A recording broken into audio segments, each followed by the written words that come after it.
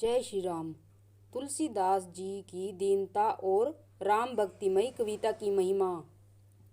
मुझको अपना दास जानकर कृपा की खान, आप सब लोग मिलकर छल छोड़कर कृपा कीजिए। मुझे अपने बुद्धि बल का भरोसा नहीं है, इसलिए मैं सबसे विनती करता हूँ। मैं श्री रघुनाथ जी के गुणों का वर्णन करना चाहता हूँ, परंतु मेरी बुद्धि छोटी है और श्री राम जी का चित्र अतः है, इसलिए मुझे उपाय का एक भी अंग अर्थात कुछ लेश मात्र भी उपाय नहीं सूझता। मेरे मन और बुद्धि कंगाल हैं, किंतु मनोरथ राजा है। मेरी बुद्धि तो अत्यंत नीची है और चाह बड़ी ऊंची है। चाह तो अमृत पाने की है, पर जगत में जुड़ती छाछ भी नहीं। सज्जन मेरी ठिठाई को क्षमा करेंगे और मेरे बाल वचनों को मन लगाकर प्रेम पूर्वक सुनेंगे।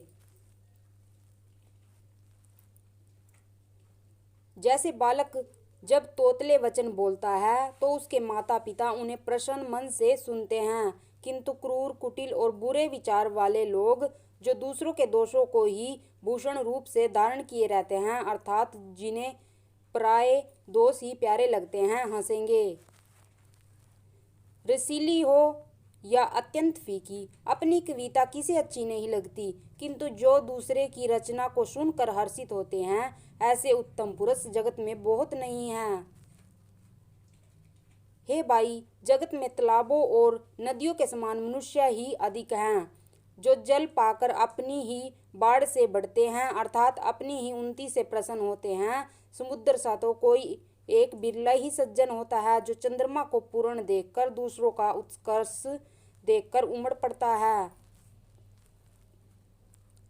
मेरा भाग्य छोटा है और इच्छा बहुत बड़ी है, परंतु मुझे एक विश्वास है कि इसे सुनकर सज्जन सभी सुख पावेंगे और दुष्ट हंसी उड़ावेंगे। किंतु दुष्टों के हंसने से मेरा हित ही होगा। मधुर कंठ वाली कोयल को कौवे तो कठोर ही कहा करते हैं, जैसे बुगले हंस को और मेंढक पपीहे को हंसते हैं, वैसे ही मलिन बुद्धि वाले दुष्ट निर्मल वाणी को हंसते हैं। जो न तो कविता के रसिक हैं और न जिनका श्री रामचंद्र जी के चरणों में प्रेम है, उनके लिए भी यह कविता सुगध हास्य रस का काम देगी। प्रथम तो यह भाषा की रचना है, दूसरे मेरी बुद्धि बोली है, इससे यह हंसने के योग्य ही है। हंसने में उन्हें कोई दोष नहीं। जिन्हें न तो प्रभु के चरणों में प्रेम है और न अच्छी समझ ही है, उनका यह कथा सुनने में फीकी लगेगी। जिनकी श्री हरि भगवान विष्णु और श्री हर भगवान शिव के चरणों में प्रीति है और जिनकी बुद्धि कुतर्क करने वाली नहीं है, जो हरिहर में वेद की या ऊंच नीच की कल्पना नहीं करते, उन्हें श्री रघुनाथ जी की यह कथा मीठी लगेगी। सज्जन गण इस कथा को अपने जी में श्री राम जी की भक्ति से भूषित जानकर सुंदर वाणी से सराहना करते हुए सुनेंगे। मैं न तो कवि हूँ, न वाक्य में रचना में ही कुशल हूँ, मैं तो सब कलाओं तथा सब विद्याओं से रहित हूँ। नाना प्रकार के अक्षर, अर्थ और अलंकार, अनेक प्रकार की छंद रचना, भावों और रसों के अपार भेद और कविता के भांति भांति के गुण दोष होते हैं। इनमें से काव्य संबंधी एक भी बात का ज्ञान मुझे नहीं है। यह मैं कोरे कागज पर लिखकर शपथ पूर्वक सत्य सत्य कहता हूँ। मेरी रचना सब गुणों से रहित है, इसमें बस जगत प्रसिद्ध एक गुण है, उसे विचार कर अच्छी बुद्धि वाले पुरुष जिनके निर्मल ज्ञान हैं, उन इसको सुनेंगे। इसमें श्री रघुनाथ जी का उद्धार नाम है, जो अत्यंत पवित्र है, वेद पुराणों का सार है, कल्याण का भवन है और अमंगलों को हरने वाला है, जिसे पार्वती जी सहित भगवान शिव जी सदा जपा करते हैं। जो अच्छे कवि के द्वारा रची हुई बड़ी अनूठी कविता है, वह भी राम नाम के बिना शोभा नहीं पाती। जैसे चंद्रमा के समान मुख वाली सुंदर स्त्री सब प्रकार से सुजग सुसज्जित होने पर भी वस्त्र के बिना शोभा नहीं देती।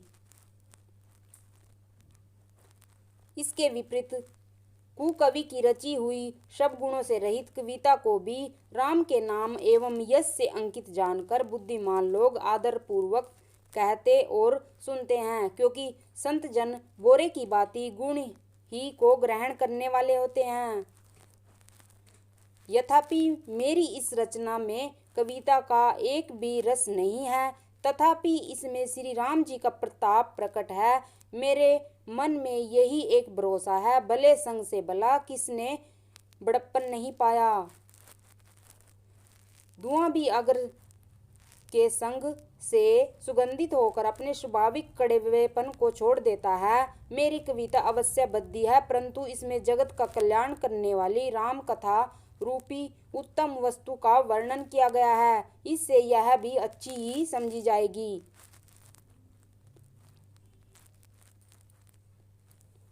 तुलसीदास जी कहते हैं कि श्री रघुनाथ जी की कथा कल्याण करने वाली और कलयुग के पापों को हरने वाली है। मेरी इस बद्दी कविता रूपी नदी की चाल पवित्र जल वाली नदी गंगा जी की चाल की भांति टेढ़ी है। प्रभु श्री रघुनाथ जी के सुंदर यश के संग से यह कविता सुंदर और सज्जनों के मन को भाने वाली हो जाएगी। शमशान की अपवित्र राख भी श्री महादेव जी के अंक के संग से सुहानी लगती है और स्मरण करते ही पवित्र करने वाली होती है।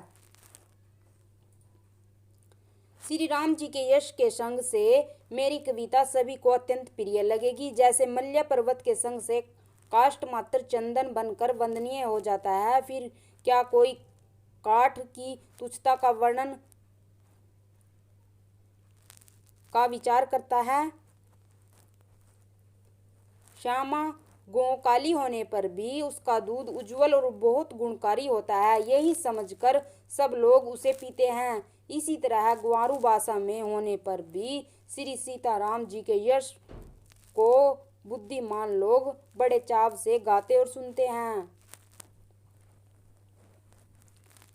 मणि मणिक और मोती की जैसी सुंदर छवि है, वह सांप पर्वत और हाथी के मस्तक पर वैसी शोभा नहीं पाती।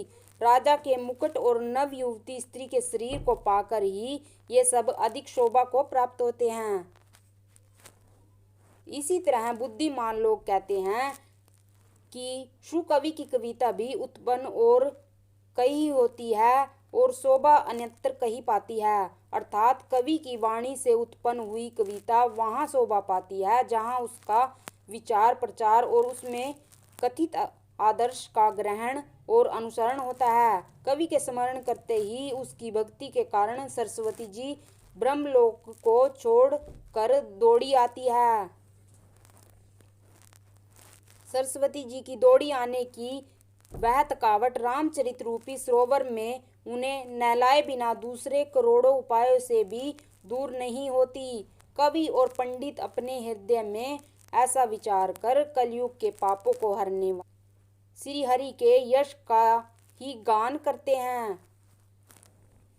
संसारी मनुष्य का गुणगान करने से सरस्वती जी सिर धुनकर पछताने लगती है कि मैं क्यों इसके बुलाने पर आई। बुद्धिमान लोग हृदय को समुद्र, बुद्धि को सीप और सरस्वती को स्वाति नक्षत्र के समान कहते हैं। इसमें यदि श्रेष्ठ विचार रूपी जल बरसता है तो मुक्ता मणि के समान सुंदर कविता होती है। उन कविता रूपी मुक्ता मणियों को युक्ति से भेद कर फिर रामचरित्र रूपी सुंदर धागे में पिरोकर सज्जन लोग अपने निर्मल हृदय को धारण करते हैं, जिससे अत्यंत अनुराग रूपी शोभा होती है। वे अत्यंतिक प्रेम को प्राप्त होते हैं। जो कराल कलयुग में जन्मे हैं, जिनकी करनी कव्वे के समान है और वेश हंस का सा है, जो वेद मार्ग को छोड़कर कुमार्ग पर चलते हैं, जो कपट की मूर्ति और कलयुग के पापों के बांडे हैं, जो श्री राम जी के भक्त कहलाकर लोगों को ठगते हैं, जो धन लोभ क्रोध और काम के गुलाम हैं और जो दिगादिगी करने वाले धर्मध्वज धर्म की झूठी ध्वजा फहराने वाले दम्भी और कपट के धंधों का बोझ ढोने वाले हैं। संसार के ऐसे लोगों में सबसे पहले मेरी गिनती है। यदि मैं अपने सब अवगुणों को कहने लगूं तो कथा बहुत बड़ी हो जाएगी और मैं पार नहीं पाऊंगा। इससे मैंने बहुत कम अवगुणों का वर्णन किया है, बुद्धिमान लोग थोड़े में ही समझ लेंगे। मेरी अनेकों प्रकार की विनती को समझकर कोई भी इस कथा को सुनकर दोष नहीं देगा।